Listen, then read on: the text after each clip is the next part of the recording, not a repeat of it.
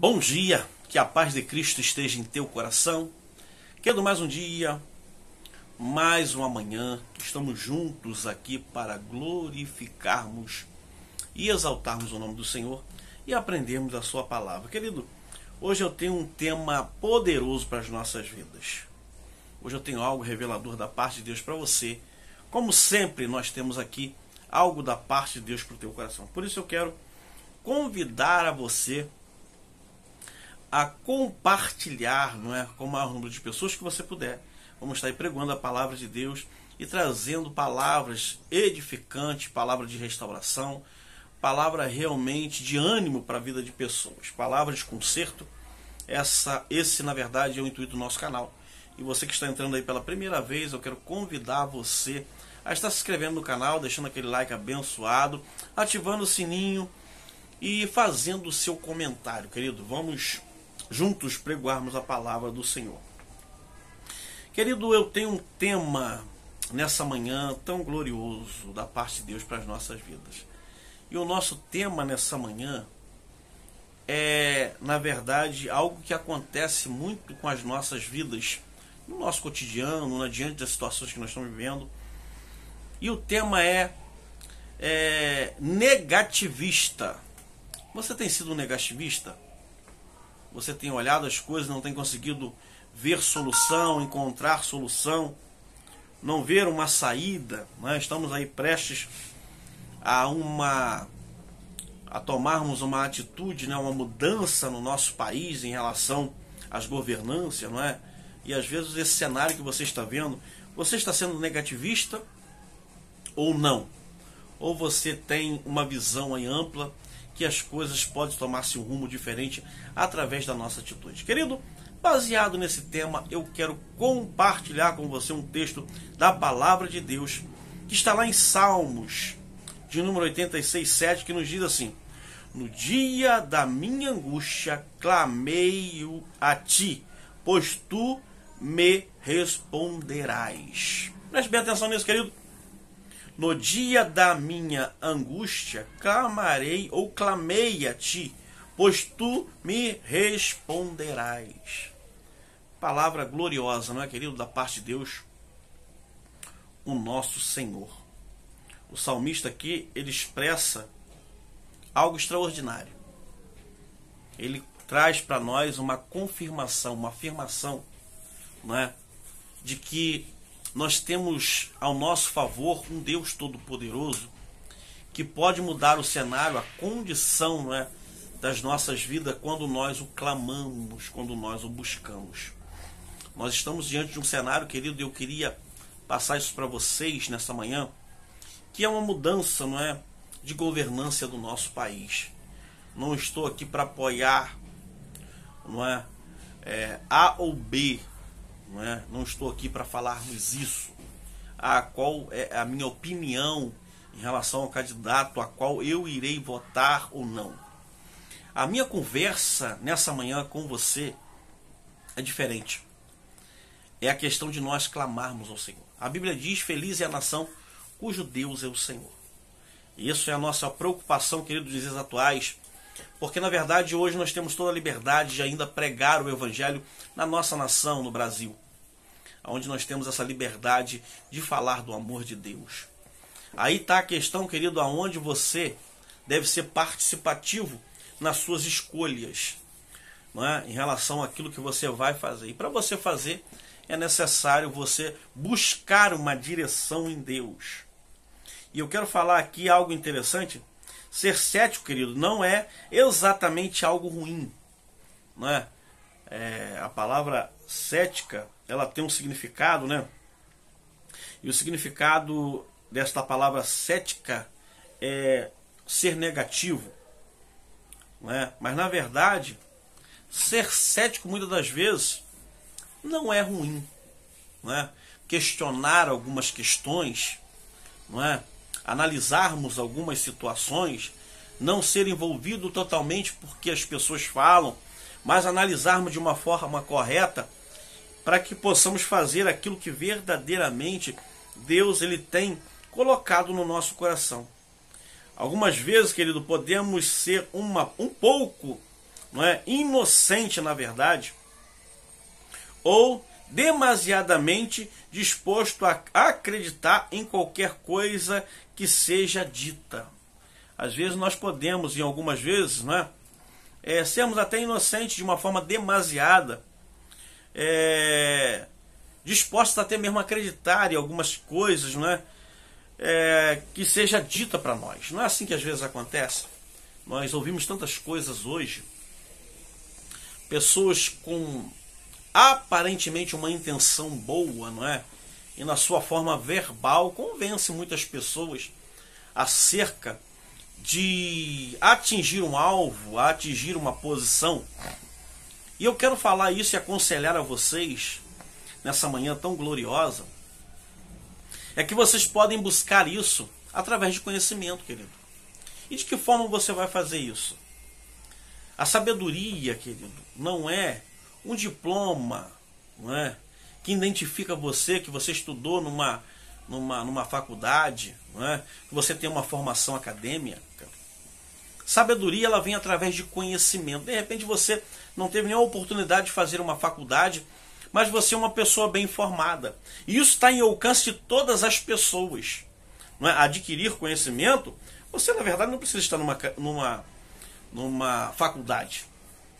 Conhecimento é um meio de comunicações que nós temos hoje, que nos traz diversas informações a respeito de tudo aquilo que nós precisamos para sobreviver.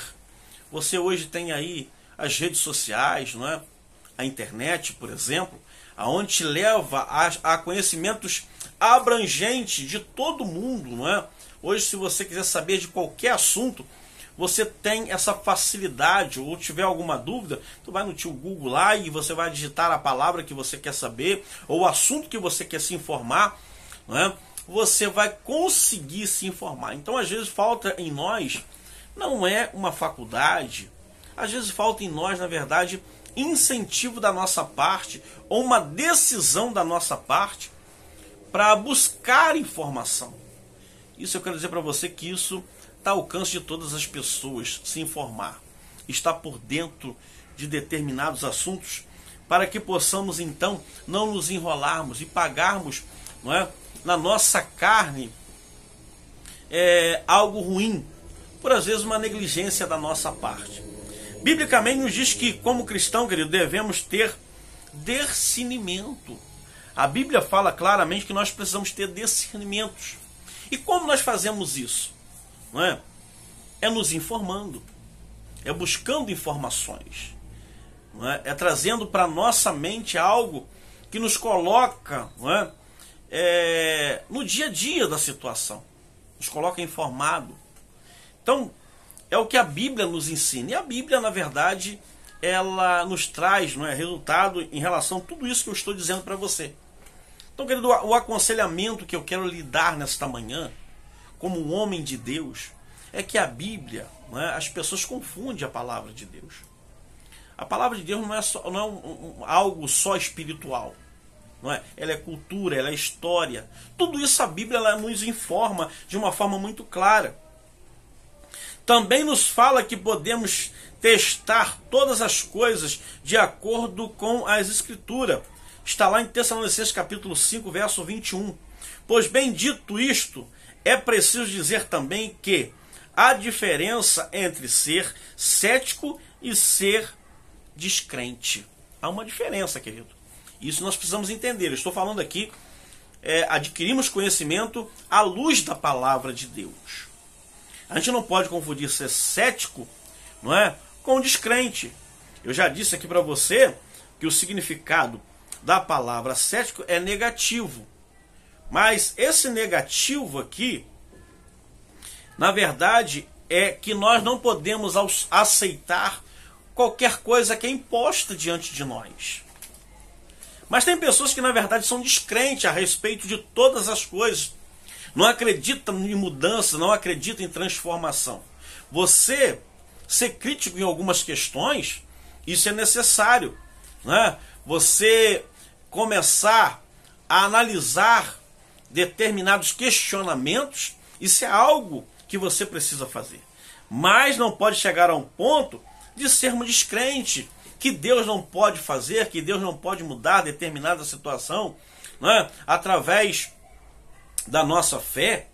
Estamos vivendo hoje, né, num país que nós estamos vendo algumas consequências negativas, mas que isso tudo pode ser mudado através, não é, da nossa decisão. É o que a Bíblia nos fala claramente. É o que a Bíblia nos ensina. Até mesmo Deus falou: venha e vamos refletirmos juntos. Está lá em Isaías, capítulo 1, verso 18. Refletirmos a situação, olhar ao nosso redor e tomarmos decisões corretas que nos levam verdadeiramente uma vida de vitória. Às vezes o país está vivendo uma decadência porque, na verdade, nós temos sido muito ausente em relação às nossas decisões. Porque não adianta nada, querido, você ver o país indo de mal a pior e você dizer: eu não tenho nada a ver com isso porque eu não votei em fulano, ou não votei em outro, ou naquele. Você está sendo negligente, porque, na verdade, você tem que ter a sua participação como cidadão, como um ser humano, e dirigido pelo Espírito de Deus, dirigido pelo Espírito do Senhor, buscando em Deus a direção do que fazer, como fazer. É isso que a Bíblia ela nos ensina. Mas o descrente, na verdade, ou o descrer, é diferente. O descrente diz: recusa-me a acreditar. Esse é o verdadeiro descrente. Recusa-se a acreditar. Querido, se você não crê, se você não acredita que pode haver uma mudança, uma transformação no nosso país, querido, você está perdido. Por quê?